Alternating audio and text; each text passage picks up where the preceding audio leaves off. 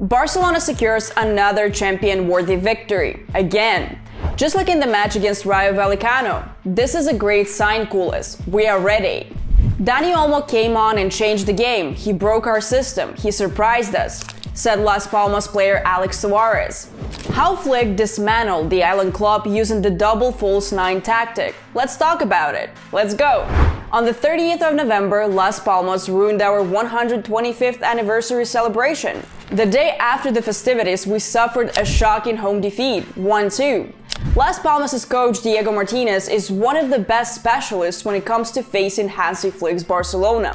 And just like in the first round match, this game was far from easy for us. It started with Las Palmas exploiting the flanks to attack behind Barca's defenders. Sandro and Malero kept testing Szczesny, who as usual performed exceptionally well. Barcelona had to attack within a tight 20-meter space, which played into the hands of the well-organized hosts. Neither Pedri, Lamine, nor Rafinha could create anything, frustrating Flick, who knows that La Liga is won in matches like this. Las Palmas' players read the game perfectly and intercepted all passes between the lines. Diego Martinez's 4-1-4-1 setup worked flawlessly. They used Mike Burney's aerial strength to bypass the press, allowing Bacetic to dominate in midfield, outplaying Casero, who lacked the freshness he had at the start of the season. With the midfield struggling and Lamine and Rafinha lost in the center instead of stretching the attack, Barca created little danger. It was a tough 45 minutes to watch. Just 2 minutes in, Szczesny made a crucial save against Bacetic, whom we had tried to sign on loan during the summer transfer window. In the following attack, Barcelona had a golden chance. Pedri created a 100% opportunity for Fermin. Lopez attempted to set up Lewandowski, but his pass was awkward and unsuccessful. The best option would have been Fermin's own shot, given his perfect positioning. In the 14th minute, Rafinha made a poor backheel pass, cutting off almost the entire team, forcing Szczesny into another save against former Barca player Sandro Ramirez. Moments later, we got lucky when Marmol missed from close range, though Szczesny had it covered. What a goalkeeper, what a monster between the posts. At the 25th minute, Las Palmas once again exploited Barca's high defensive line. A lightning-fast counterattack ended with Malero missing the far post. By the way, Alberto is on Barca's radar. A high-quality, exciting player, don't you agree? He ranks among La Liga's top 5 players for successful dribbles. In the 32nd minute, Lamine had a chaotic chance, but he missed it. By the 39th minute, a well-organized attack nearly resulted in a goal, if only Fermin's pass had been more precise. A brilliant sequence by Pedri, Lopez, and Rafinha. That ended the first half, giving Flick plenty to think about. The first half, we didn't play the way we wanted. During halftime, we talked about what we could improve for the second half. Flick said post-match, and his plan worked.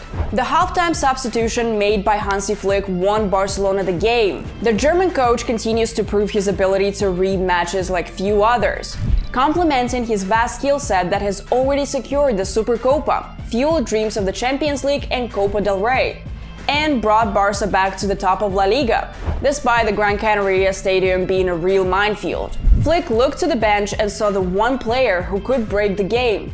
Dani Olmo, a specialist in unlocking defenses with his unique ability to receive the ball, turn in tight spaces, find openings where none seem to exist, and display the instincts of a true striker. The goal that restored Barca to the top of the table perfectly showcased Olmo's qualities. He can both initiate and finish attacks, resolving situations in the box with just 3 touches. A footballer who could have been a poet or an artist. If football were played without movement, relying only on ball control to create advantages, Dani Olmo would likely be among the top 3 players in the world. The Catalan is a highly unusual player. His style of play contradicts his physical attributes, which seem somewhat heavy, lacking the rhythm of the best in this position. As if born with rubber hips and clay-like legs, the football god deprived him of raw power, which could have made his body a trap for opponents. And yet, Olmo can tear matches apart purely through his control, receiving the ball, turning, mastering these skills to an artistic level, wrote Relievo journalist Albert Blaya. Indeed, Dani Olmo's entrance in the second half changed everything. After the game, Flick was asked why Dani doesn't start matches. He's coming back from injury. Other players might be in better shape right now. He is very important for us, he needs time to adapt, but his goal was crucial. Now imagine what will happen when Olmo reaches peak physical form. Barcelona has already conducted the same genetic research with Olmo as it did with Pedri.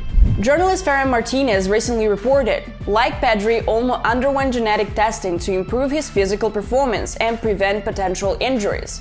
The results were positive. According to the data, all his parameters are within the normal range for his age and the number of matches and training sessions he has completed.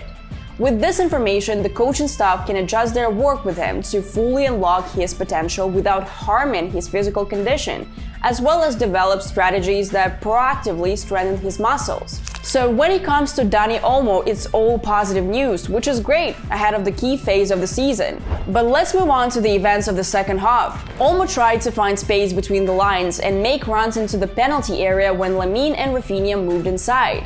In essence, Flick introduced a second striker into the game, but this time a false one, and that's exactly what disrupted the host's solid defense. For a while, the game remained tense. Rafinha rightfully demanded a penalty for a foul against him in the box. Yamal, on the other hand, exploded with emotions after two incidents where the referee failed to call a foul.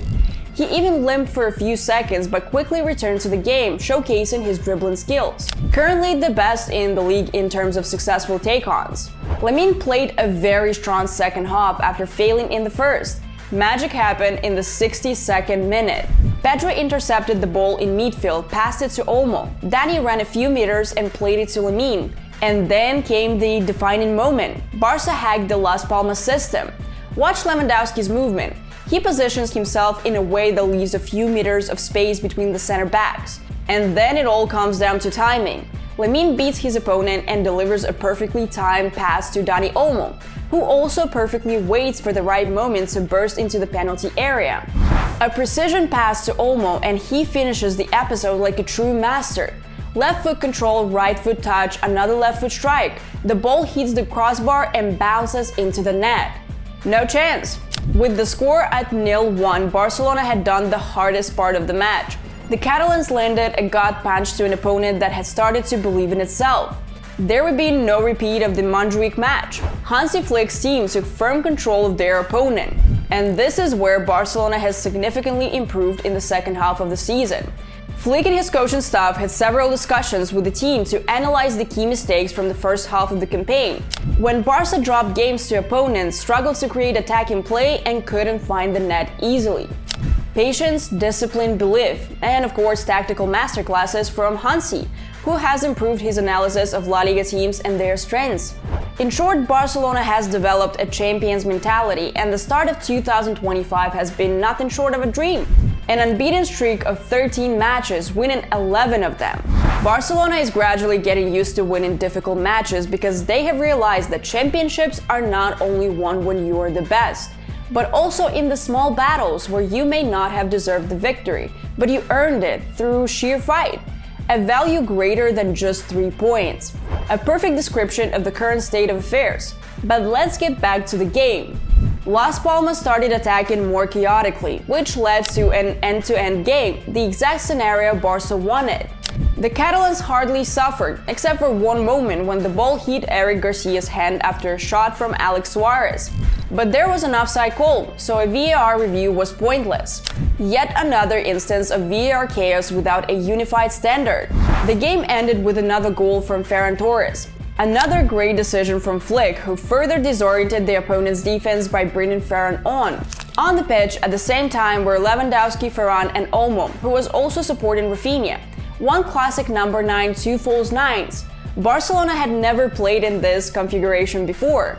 Once again, Hansi Flick and his team solved a complex puzzle, and we should be happy about it. Up next, the first leg of the Copa del Rey semi-final against Atletico Madrid. This is going to be epic.